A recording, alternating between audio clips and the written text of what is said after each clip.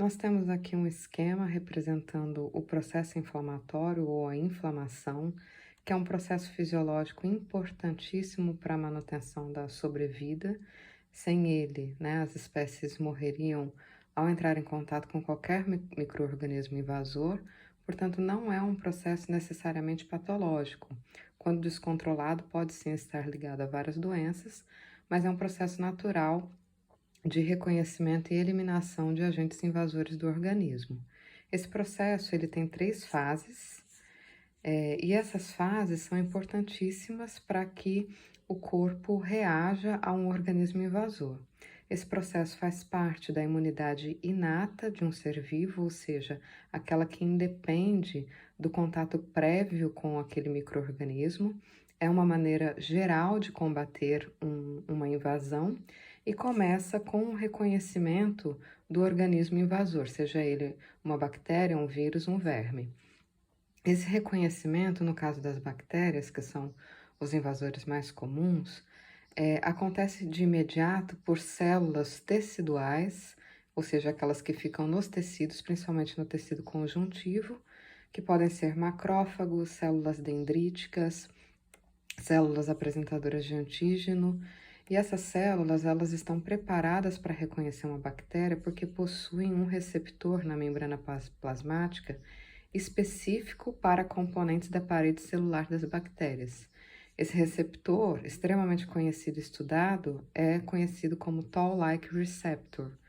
E através do reconhecimento da bactéria pela célula tecidual, pelo macrófago, essa célula agora vai para a segunda etapa do processo inflamatório, que é a produção de substâncias reconhecidas como mediadores inflamatórios. Essas substâncias vão mediar a inflamação, ou seja, elas vão causar as características conhecidas da inflamação, como o edema, o calor, o aumento da temperatura na área e a dor, né?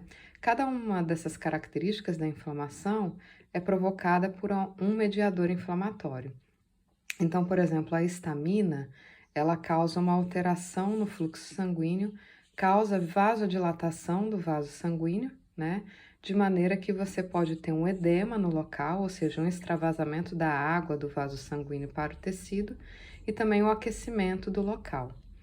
Os leucotrienos e as prostaglandinas produzidas pelos macrófagos também vão mediar a inflamação e estão ligados à sensação de dor, para ativar o sistema nervoso central, indicando que existe alguma coisa errada naquele organismo.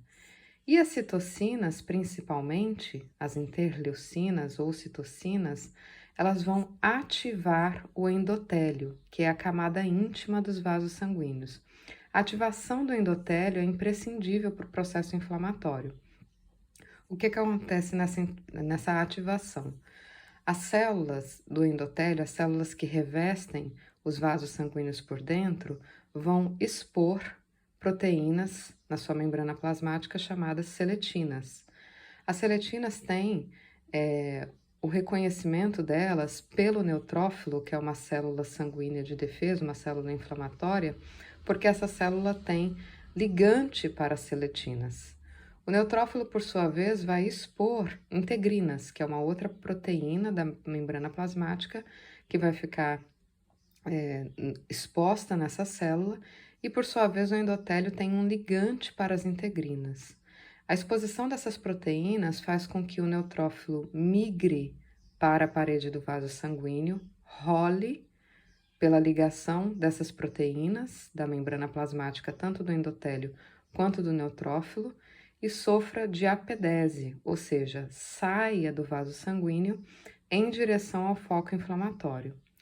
A caminhada dessa célula pelo tecido conjuntivo, que aqui é cheio de colágeno, depende, né, da produção de uma enzima que quebra colágeno chamado metaloproteinase, de forma que o neutrófilo vai então caminhar, né, quebrando colágeno e vai chegar no foco inflamatório. E essa célula é muito mais capaz que o macrófago para eliminar bactérias, uma vez que tem peroxissomos, que vão ter, né, o peróxido de hidrogênio, produzem espécies reativas derivadas de oxigênio que são substâncias químicas muito eficazes na eliminação de um organismo invasor, de um micro-organismo.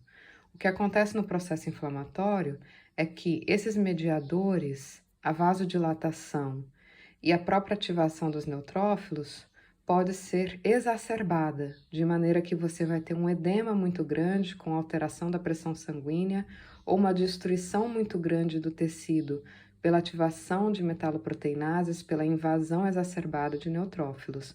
Embora esses problemas possam sim acontecer, e nesse caso o processo inflamatório seja ligado a uma patologia, a existência do processo inflamatório é essencial para a proteção de um organismo contra micro-organismos invasores. Então, desde que seja um processo controlado, é um processo que leva à sobrevida, né? Começa com o reconhecimento, então, do micro-organismo invasor por células teciduais. Essas células vão produzir mediadores inflamatórios. Esses mediadores vão ativar o endotélio, de maneira que os nossos leucócitos, principalmente o neutrófilo, vai migrar para o foco inflamatório, eliminando o micro-organismo com maior precisão.